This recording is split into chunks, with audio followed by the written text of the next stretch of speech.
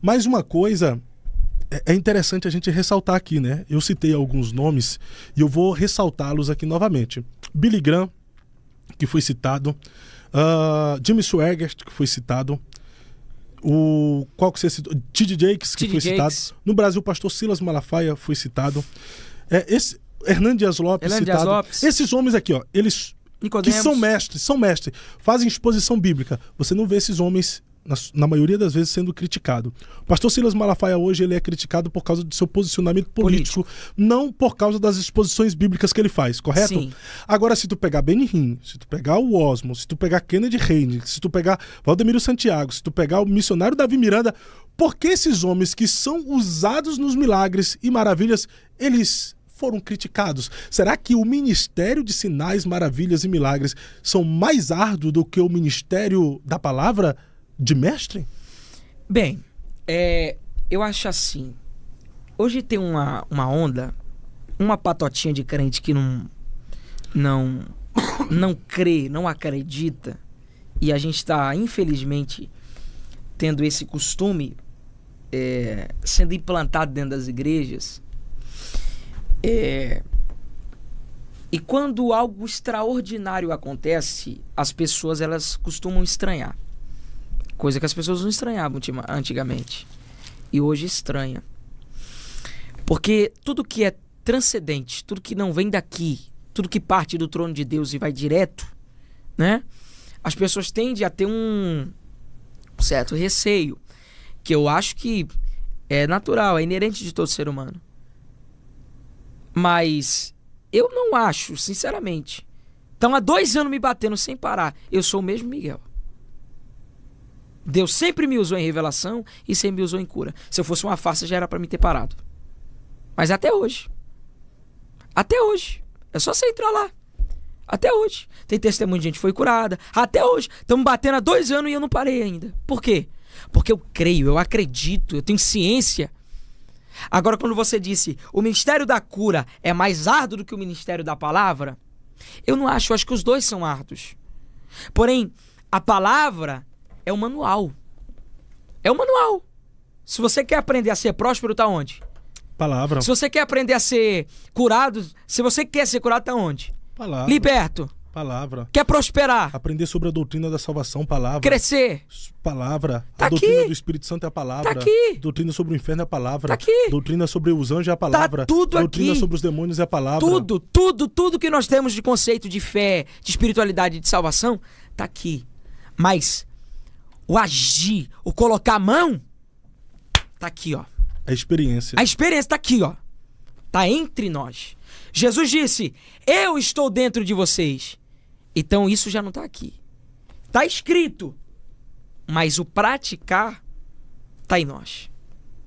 Mas por que será que o sobrenatural não é aceito para essa sociedade caída? São céticos. E incrédula, né? São céticos.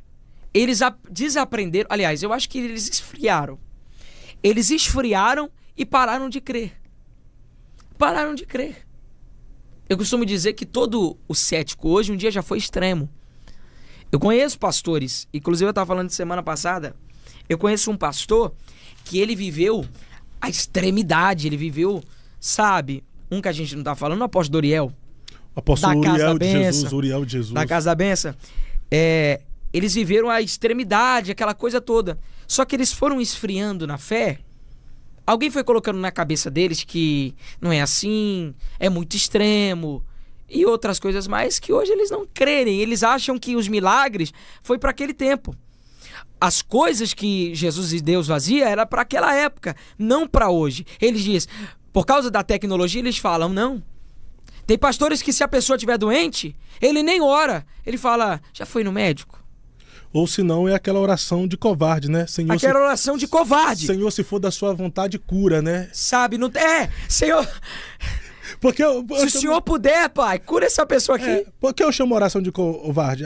Quando as pessoas ouvem isso a primeiro momento, falam, não é oração de covarde, é acreditando na soberana vontade de Deus. Mas está escrito para nós colocar as mãos sobre os enfermos e ordenar a cura. Pelas suas pisaduras nós somos o quê? Sarados. Sarados. Então, é aquela oração de covarde, de gente que tem medo. Tem medo. Diferente de Pedro e João na porta formosa do templo. Ele diz o quê? Olhe para nós, não temos prata e nem ouro. E a Bíblia diz que João pegou nas mãos do coxo. Iniciativa. Tem que ter iniciativa. Você pode não gostar, Fábio. A pessoa pode não gostar de mim, pode não gostar do Benihim, pode não gostar do Agenor Duque, pode não gostar do Valdomiro Santiago, pode não gostar de Edir Macedo, mas você tem que admitir uma coisa. Se esses homens estão onde estão, é porque eles tiveram iniciativa. Fé. Eles tiveram fé. Eles foram lá e disseram: eu não vou ficar apenas lendo. Eu vou tocar, eu vou dar iniciativa, eu vou colocar a mão e ele vai ser curado. Eu vou ir e o leproso, a lepra vai sair dele, a AIDS vai sair dele, o câncer vai sair dele. Desculpa, mas o Agenor Duque, quando ele tinha a igreja, aquela grande no Brás, uma menina, acho que era Lucia, você lembra? Eu não lembro o nome dela. É alguma coisa assim. Ela dependia de um aparelho para respirar. Isso foi televisionado, a Folha de São Paulo cobriu isso. Então não é falcatrua. Foram atrás para saber. Ele colocou as mãos e disse: ela está curada. Aí a mãe disse: amém. Aí ele: desliga o aparelho dela. Ela dependia do aparelho para respirar. Ele: desliga o aparelho dela. Desligou o aparelho e tá aí na internet. Desligou o aparelho da menina no altar e ele disse: se ela morrer, a culpa é minha. E quer saber de uma? A menina foi curada. Olha aí, teve aquele outro episódio também que chegou uma pessoa com AIDS, ele mandou furar o dedo dele e o dedo da pessoa. Falou assim, ó, sangue com sangue. Se a AIDS estiver nele. Aliás, como a AIDS está nele, e se eu for um falso profeta, a AIDS vai passar para mim e nós vai morrer nós dois juntos. Mas se o que está em mim é mais forte do que está em você, você sai daqui curado. Chuta, o menino foi curado. Isso é autoridade. Eu posso ter discordâncias de muitas coisas que o apóstolo Agenor Duque... Eu vi o apóstolo Valdomiro no dia que eu fui lá, que ele me recebeu, que eu tava no altar com o prefeito Rodrigo Manga, um abraço, meu amigo. Que aí ele foi mancando assim, foi andando: está conosco, né? Tá conosco aqui o pastor do Off the King. E sabe, aquela humildade toda, mas ele sentou numa cadeira. Disse: ninguém fale nada agora. Sentou numa cadeira, colocou o microfone aqui e disse: Senhor, se esse povo não for curado, se esse povo não for liberto, e se a enfermidade não sair deles, que eu não levante mais dessa cadeira. Que eu não levante. Aí fez-se um silêncio, nós quietos, calados. Daqui a pouco começou: aqui, apóstolo, aqui, apóstolo. Quando abrimos os olhos, tinha gente andando pra tudo quanto é lado, paralítico andando pra... Isso é fé, Fábio. Isso é desafiar a Deus. Elias fez o quê? Ele desafiou os profetas e disse: vocês estão orando desde 6 horas da manhã até a hora 9. E nada aconteceu, nem um fogo caiu, nada, nem uma nuvem. Mas eu vou orar ao meu Deus agora. Ele desafiou, e vamos ver quem é Deus aqui. É um desafio, Fábio. Porque ler, você pode ler, o ateu pode ler, o muçulmano pode ler, o macumbeiro pode ler, o espírita pode ler.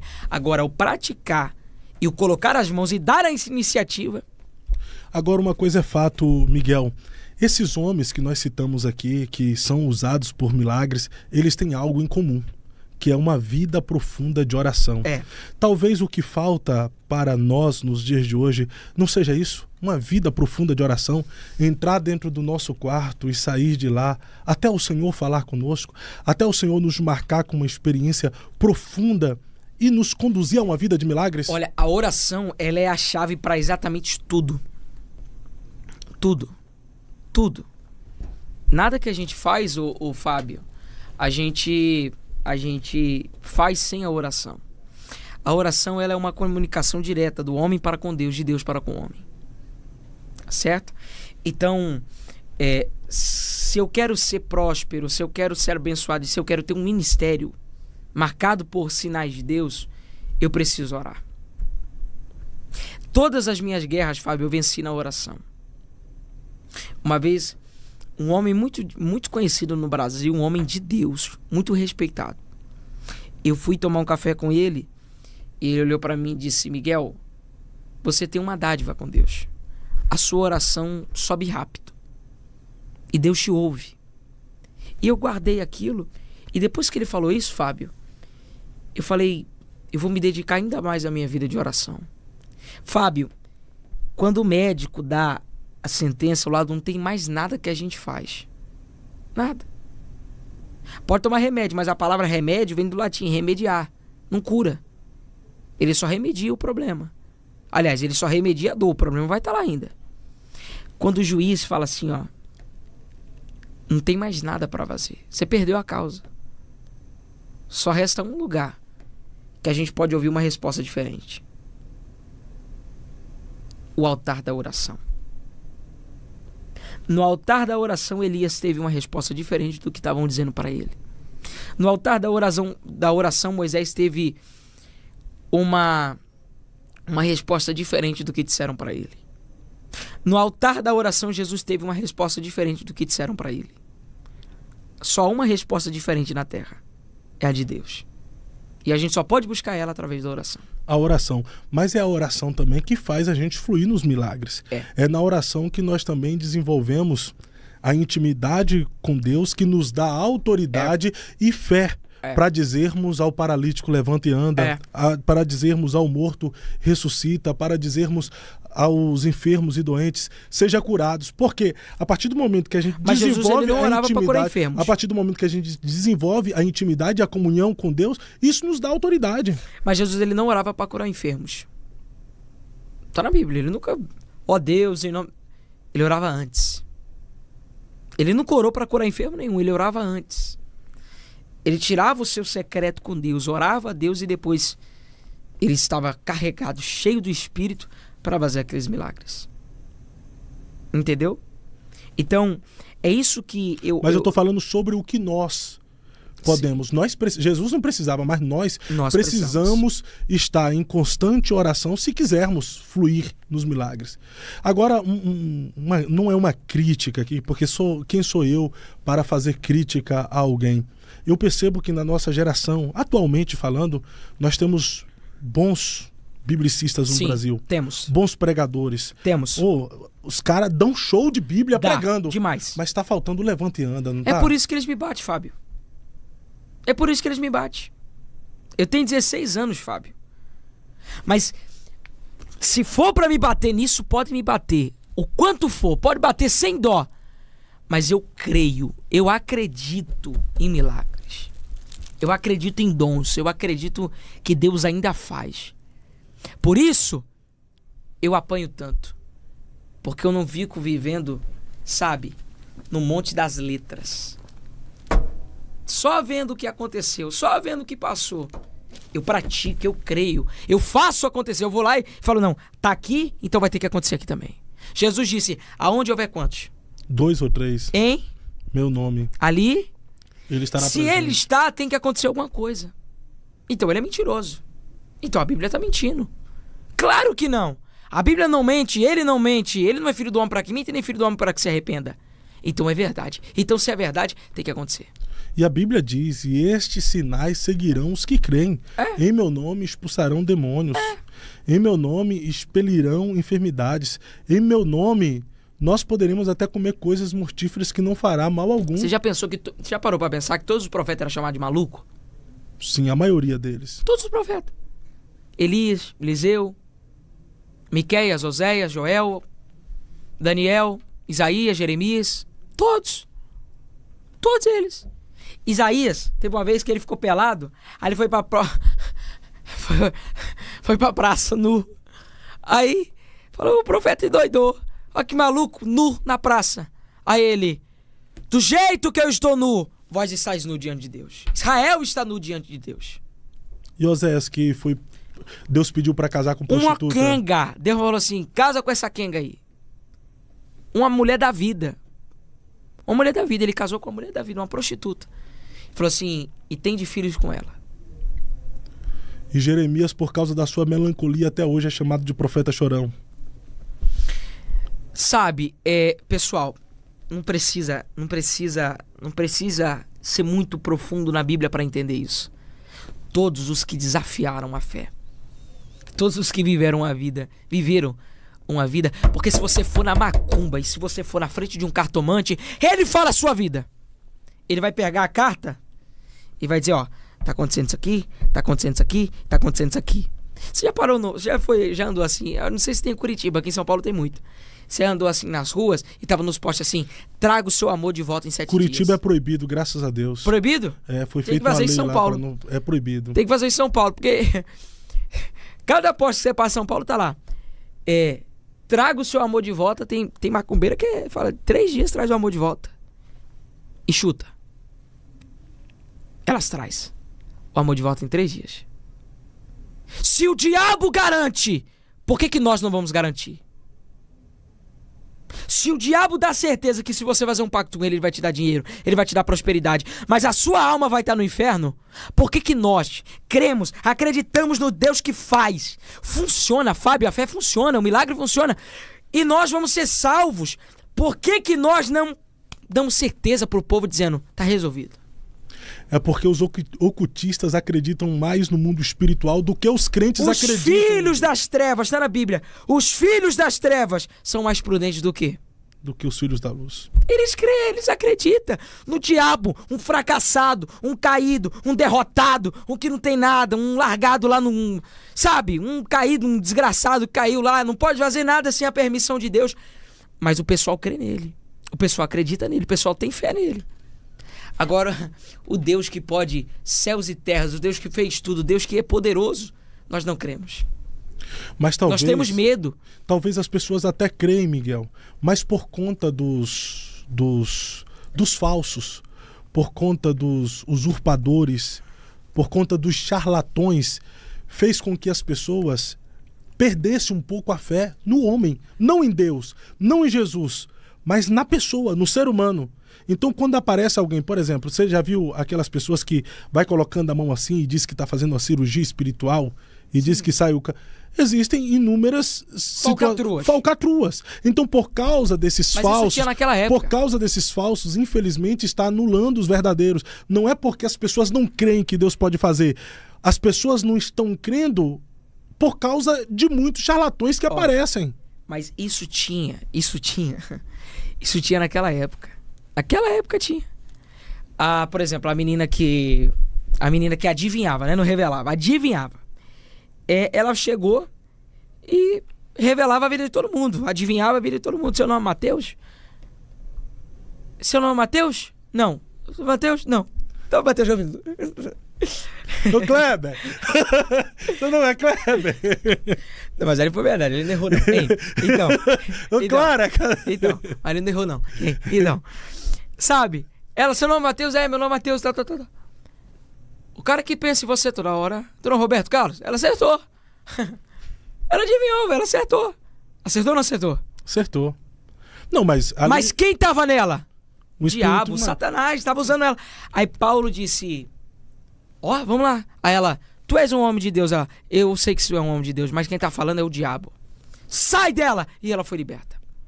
Então, essas enganações, claro, tinha naquela época. Você acha que cigano, que não propriamente não é cigano?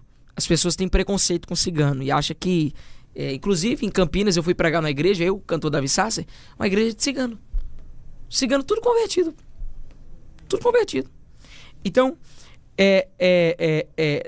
existe, mas naquela época tinha quem lê Simão, quem previa futuro, feiticeiros, enganadores. Eu dei uma nessa... Eu falei uma coisa pra uma mulher esses dias na Gonçalves Dias, essa semana.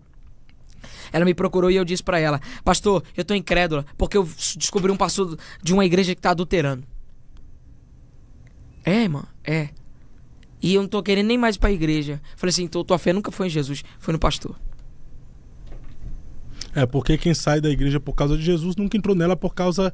Quem sai da igreja por causa de homens nunca entrou nela por causa de Jesus, Os fortes, eles suportam os fracos. Por isso que existe um tanto de gente escandalizada hoje na igreja.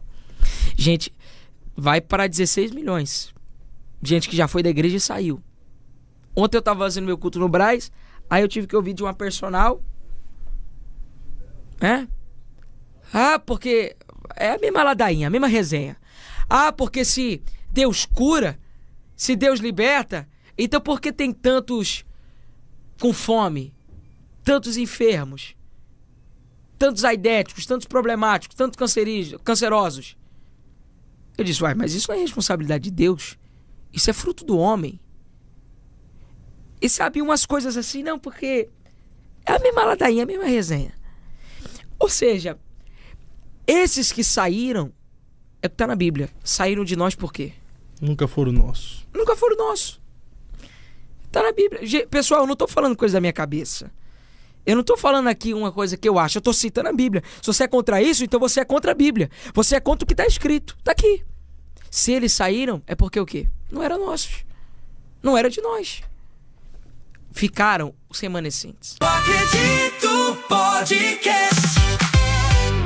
O Eu Acredito Podcast valoriza a importância do testemunho para o fortalecimento da fé em Cristo Jesus. No entanto, é fundamental ressaltar que as experiências individuais isoladas apresentadas neste canal não devem ser consideradas como doutrina bíblica. As opiniões expressas pelos convidados não representam necessariamente a posição oficial do podcast.